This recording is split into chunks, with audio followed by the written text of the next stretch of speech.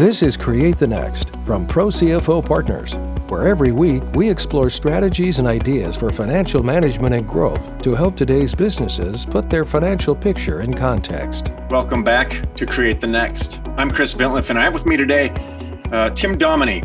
And Tim is, we were just catching up a little bit, and Tim, you described yourself as kind of a career-long, 20-year veteran of the non-for-profit space.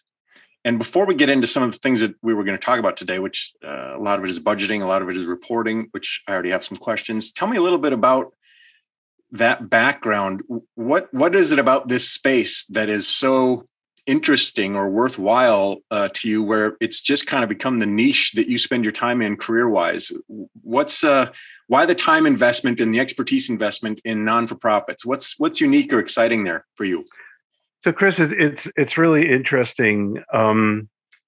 It's just, I found that I could not get excited about work, no matter how exciting work should have been, unless there was a mission associated with the work I was doing. I had an opportunity to earn a free MBA by working for my college, and I should have realized then, I think, that being part of the mission of the college was one of the reasons why that opportunity was successful.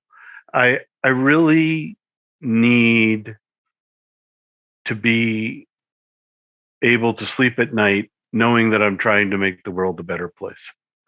And for green eye shade, catch the three pennies off kind of guy, it seems sort of weird to say, but I'm very motivated by mission-driven work, and I find it way more rewarding than figuring out how to make an LLP pay less taxes. It's just a great feeling when you get to do what you care about, and at the same time, the impact of what you care about makes the world a better place. What a valuable perspective. That says so much about you right off the bat. And I think it probably says a lot about the integrity and the focus that you bring to your work. You're already sort of a mindset of assistance. You're already of a mindset of servanthood or service when you get in there and you think, so how can I do the thing that I'm really great at to help you do the thing you're really great at to help folks who need somebody who's really great at that thing. That's really interesting. And especially as you pointed out, I don't know, there's maybe a common myth or stereotype around the bean counters that all you guys care about is the bottom line, and that all you guys are doing is thinking about the almighty dollar. And it's really fun and engaging to hear, as we do from so many of the Pro CFO partners, of the CFOs, that there are other things that spin your wheels.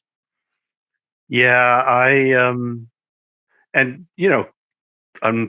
going to pretend that it's any other way. I am more successful in my career because I enjoy what I'm doing, even though what I am doing is still debits and credits at times. Right. It all depends on who you're doing it for. Let's talk about that just a little bit. What are some things around budgeting and reporting? Those are two kind of specialties or areas of expertise for you. What are two things, or what are some things about those two areas or those two aspects that you see non-for-profits getting consistently wrong or off by just enough where it's really hurting their ability to achieve their goals? Or what are some constant or consistent or chronic issues that when you go in, you can help out because you're seeing this thing that you've seen 100 times before? So, Chris, I think let's first talk about the legal aspect of working for a non-for-profit, which is sort of a weird place to start. But every non-for-profit over a certain size is required to have a full audit, which is not a very typical thing for the for-profit industry. So you need to track and record and present numbers in a way that will pass audit. And you need to collect data in a way that will simplify audit. And then on top of that, most non-for-profits have a large percentage of their revenues come from foundations. And every foundation has its own approach to how they want to be reported back as to how their funds were used.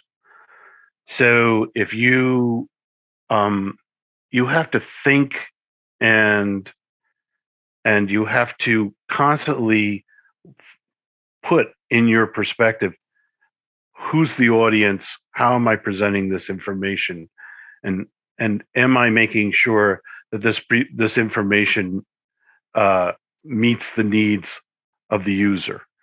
So I have 3 clients basically at all times as the CFO. The first one is to present the audit so that the audit can be presented to the outside world. All non-for-profit 990 audits are available online and have an extreme amount of financial information and need to be extremely accurate and correct. Then I have another audience, which is the people who fund me. Now, they may be looking at that 990, but they also may be providing funding for me for a very specific area, and they want their own special reporting just for that area. And then finally, let's not forget that the whole purpose of budgeting is so that management has information so it can react correctly and plan correctly for pandemics or great changes in the marketplace. If I had been the CFO of a public performing organization during the pandemic, I was shut down for 18 months. What kind of reserve planning could I have done? So it's very important to think of your audience at all times when you develop reporting. And it's also very important that if you can make these all mesh and talk to each other in a clean way, then everything's consistent and you're like in good shape. Brian Raphael and I have talked before about how there can be a tendency sometimes for certain financial functions to really just get myopic on the sort of numbers and the cells in the spreadsheet and to think less as they maybe could or should about being communicators. And one of the things that you're sharing that is resonating with me is in the for-profit space, I may be able to make some assumptions that I'm going to be talking to, for instance, a C-suite, and these are all people who came through some sort of, they came through the ranks in such a way where they'll understand some level of minutia and machinery when it comes to the finance of stuff. And of course, that's going to be true as folks, move into leadership in non-for-profits. But do you find that also, the thing that motivates me as a non-for-profit leader is helping people? It's not necessarily I can't wait to get into the weeds about the dollars and cents. That part Right. is almost, fundraising so I can help the folks. Do you find that you have to kind of tailor your communication skills to be the expert who is comfortable in that space, but who can communicate really easily to those folks who just need to understand what does it mean for the things we're trying to accomplish? Absolutely. That's exactly the role. And to provide a strategic guidance so that when you look, you're constantly managing to 3 horizons, right? You're managing to the next month, you're managing for the fiscal year, and you're managing probably for a 3-year horizon or sometimes a 5-year horizon. So you're constantly saying, well, this position helps you in the short term, the midterm, and the long term.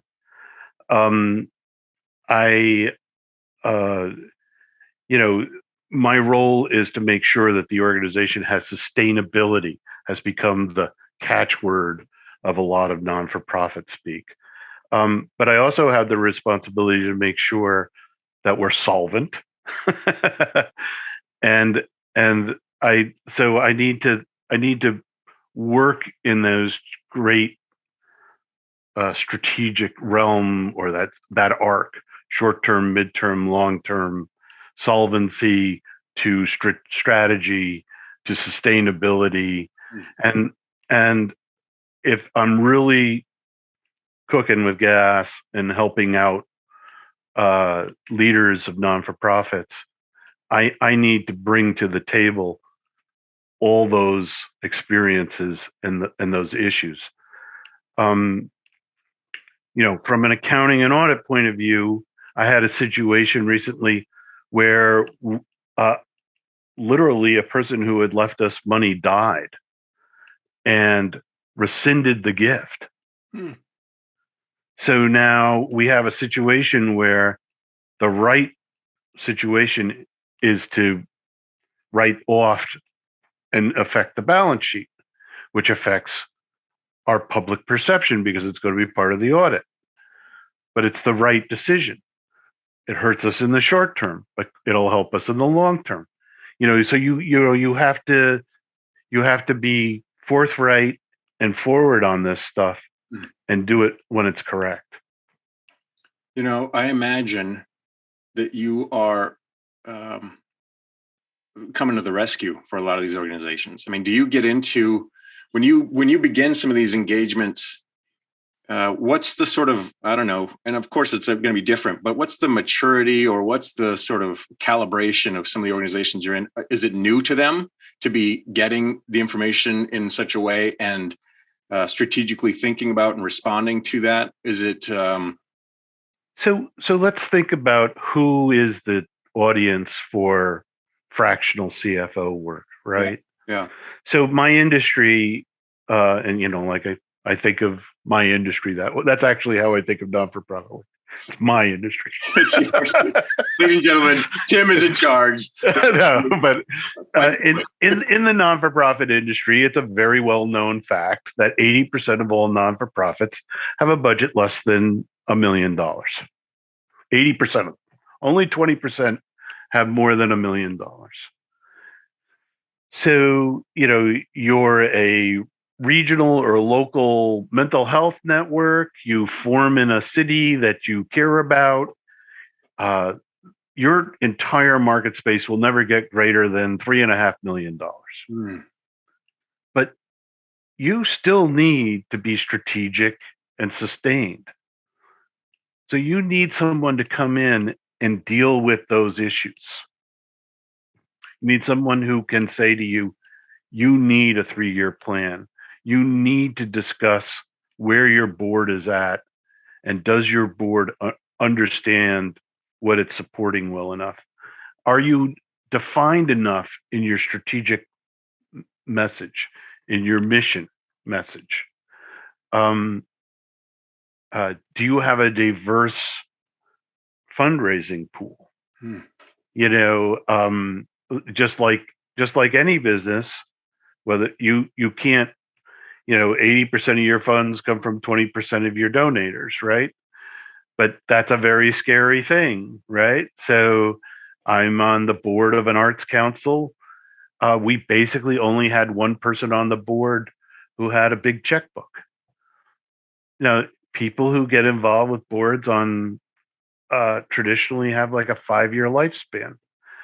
So the board needs to prepare for that turnover. So there's this whole aspect of board oversight, which is a very much more pronounced and important role in the non-for-profit world.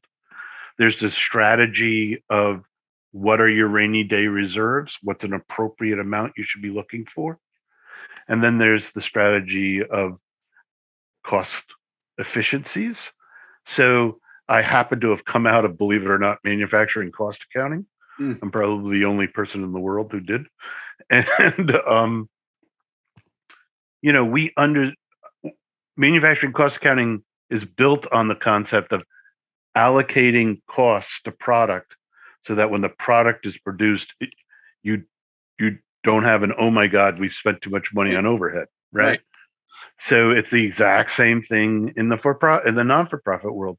You need to understand allocations. You need to assign overhead expenses to projects. You need to get the people who fund you to understand that conversation and not just deny it, willy-nilly. It can be very intricate and complex situation.